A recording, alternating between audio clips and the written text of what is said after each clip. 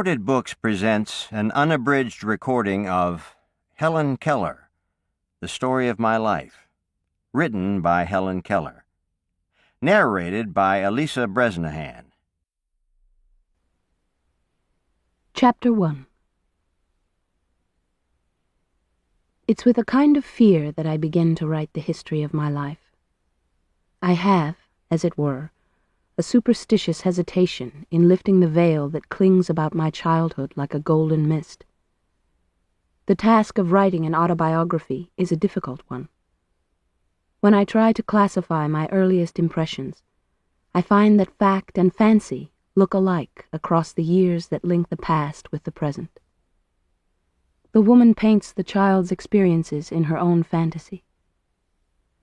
A few impressions stand out vividly from the first years of my life, but the shadows of the prison house are on the rest. Besides, many of the joys and sorrows of childhood have lost their poignancy, and many incidents of vital importance in my early education have been forgotten in the excitement of great discoveries. In order, therefore, not to be tedious, I shall try to present in a series of sketches only the episodes that seem to me to be the most interesting and important.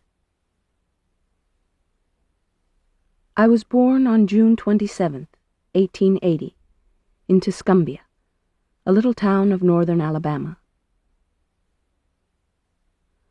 The family on my father's side is descended from Caspar Keller, a native of Switzerland, who settled in Maryland.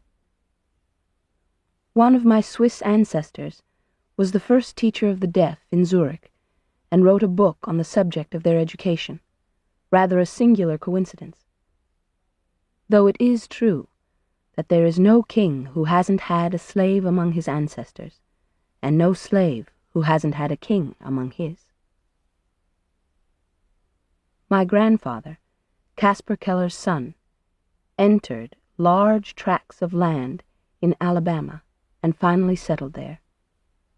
I have been told that once a year he went from Tuscumbia to Philadelphia on horseback to purchase supplies for the plantation, and my aunt has in her possession many of the letters to his family, which give charming and vivid accounts of these trips.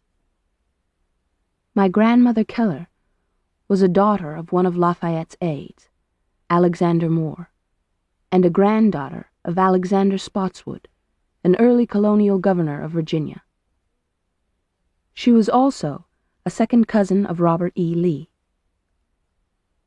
My father, Arthur H. Keller, was a captain in the Confederate Army, and my mother, Kate Adams, was his second wife and many years younger. Her grandfather, Benjamin Adams, married Susanna E. Goodhue and lived in Newbury, Massachusetts for many years. Their son, Charles Adams, was born in Newburyport, Massachusetts, and moved to Helena, Arkansas. When the Civil War broke out, he fought on the side of the South and became a brigadier general. He married Lucy Helen Everett, who belonged to the same family of Everetts as Edward Everett and Dr. Edward Everett Hale. After the war was over, the family moved to Memphis, Tennessee. I lived, up to the time of the illness that deprived me of my sight and hearing, in a tiny house consisting of a large square room and a small one, in which the servants slept. It's a custom in the South to build a small house near the homestead as an annex to be used on occasion. Such a house my father built after the Civil War, and when he married my mother, they went to live in it. It was completely covered with vines, climbing roses and honeysuckles. From the garden it looked like an arbor. The little porch was hidden from view by a screen of yellow roses and southern smilax. It was the favorite haunt of hummingbirds and bees. The Keller homestead, where the family lived, was a few steps from our little rose bower.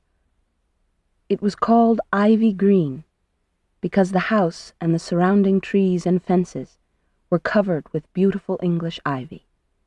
Its old-fashioned garden was the paradise of my childhood.